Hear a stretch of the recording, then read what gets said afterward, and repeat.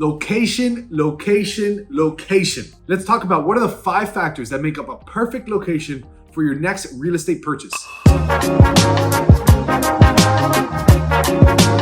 I'm gonna share with you in this video what are the only things that matter so you can school your next realtor or your next friend that tries to tell you that location is the only thing that matters. By the end of this video, you will have the 5 factors that make up a good location in a formula so you can leave the bad areas, flock to the good areas, maximize your appreciation, and gain the most income for just one property at a time. So as I've been in real estate almost 10 years and flipped hundreds and hundreds of homes, bought rental properties, I've done big fix and flips, I've done portfolio deals, wholesaled many houses.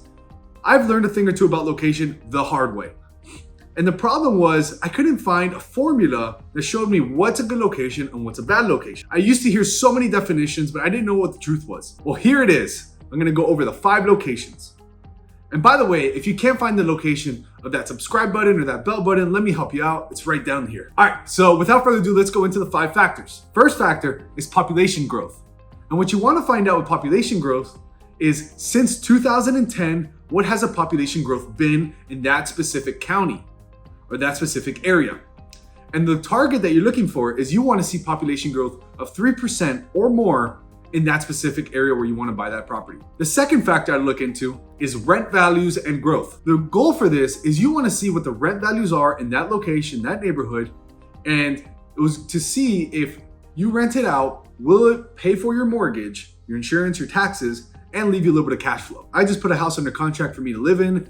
After pretty much buying about 20 rentals, I finally decided I'm gonna buy my own personal primary residence. I'm gonna get out of the condo life in Miami, and I bought a house. And the first thing I looked at was, okay, what is the mortgage gonna be on this house? And do the rent support that the mortgage is going to maximize? The rent will cover the mortgage and leave me a little bit of cash flow. So you should think about the same. You never know what doomsday scenario you're in, and you want to make sure you're covered. Next factor is median home prices. You want to see, you could just do a simple Google search of median home prices in the area that you're looking at. And the goal is that you want to see that the median home prices are going up 5% year after year after year. Why? Because that is your appreciation. Typically, I don't love to buy properties based on appreciation. I like it for cash flow.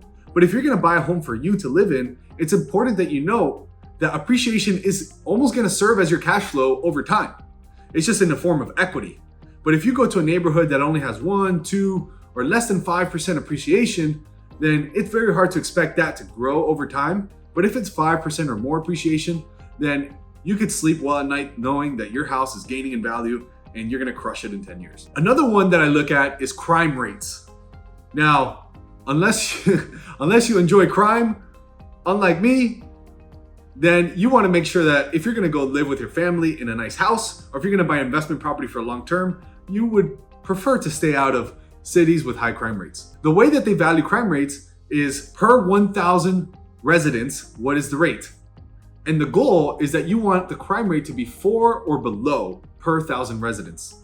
And that's a simple Google search as well. You can just search whatever town you're looking at, Atlanta, Georgia crime rate, Miami, Florida crime rate, and you could see what it is. So the goal is to be 4 or under per 1,000 residents. Last but not least, we're looking at job and income trends. Now, the more jobs a city creates, typically the more income the city makes because there's more competition of jobs, meaning employers have to end up paying more. And this is good for you if you decide to live there, or it's also good for an investment property. If you're working right now, and you see there's more jobs being added, that means that you might get an increase over time because there's more jobs available, meaning you have more leverage with your boss, and it's possible to do that.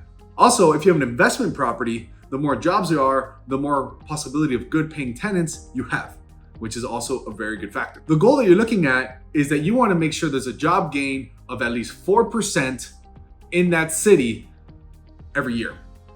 So you want more jobs to be added by at least 4%. And it's good. In South Florida, we've had actually about 4.5% worth of job growth, which the median average is about 4%. That's the end of the video, folks.